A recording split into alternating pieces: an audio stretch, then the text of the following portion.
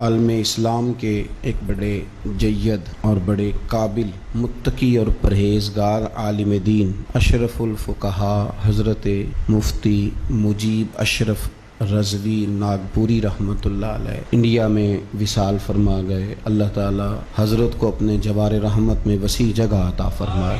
بہت سارے ملکوں میں حضرت کا فیضان ہے، بہت سارے لوگ آپ کے تربیت یافتہ ہیں، شاگردوں کی عقیدت مندوں کی تعداد بہت بڑی ہے، بے شمار آپ نے مدارس قائم فرمائے۔ مجھے بھی حضرت صاحب سے نیاز مندی کا شرف حاصل رہا، بریلی شریف میں بھی، مکہ مکرمہ میں بھی، مدینہ طیبہ میں بھی، مینا میں بھی اور عرفات میں بھی۔ میں نے انہیں بڑے قریب سے دیکھا اور میں نے انہیں سنت اور شریعت پر سختی سے عمل کرتا ہوا پایا۔ اپنے مزاج کے لحاظ سے انتہائی شفیق تھے، نرم تھے، لیکن شریعت پر عمل کرنے کے حوالے سے ان کی طبیعت میں بڑی سختی تھی۔ کل صبح ان کا وصال ہو گیا۔ اللہ تبارک و تعالی ہمیں ان بزرگوں کے نقوش قدم کو سمجھنے کی اور اس پر چلنے کی توفیق رفیق عطا فرمائے۔ 3 سال مسلسل حج میں میری ان کے ساتھ رفاقت رہی، میں ان کی خدمت میں حاضری دیتا، ان سے بہت کچھ سیکھتا، بہت ساری چیزیں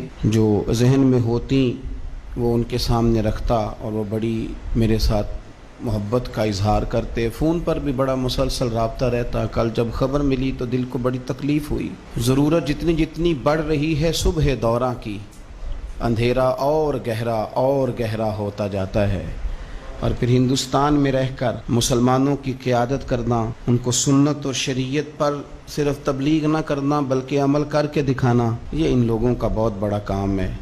اور میں سنی سنائی بات نہیں کر رہا، میں نے انہیں قریب سے دیکھا، انہوں نے 30 کے قریب حج فرمائے، اور میں نے ان کی بڑی دلچسپی دیکھی اللہ کے گھر سے اور رسول اللہ کے در سے، بڑی دلچسپی۔ مجھے یاد ہے کہ میں مدینہ شریف میں تھا تو میں نے فون کیا حج کے موقع پر، چونکہ مسلسل 2 سال ملاقات رہی تو تیسرے سال میں نے فون کیا تو فرمانے لگے میں سوچ ہی رہا تھا کہ ان کا فون ابھی تک کیوں نہیں آیا، اور سوچ رہا تھا کہ مجھے ہی کہیں سے نمبر مل جائے تو میں ان سے بات کروں، تو آپ تشریف لے آئیے۔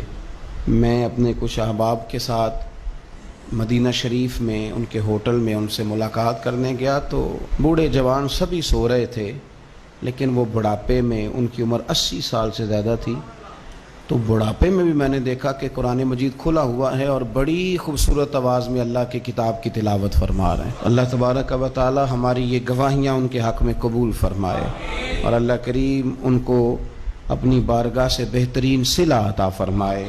آمین بجاہ نبی الکریم صلی اللہ علیہ وسلم۔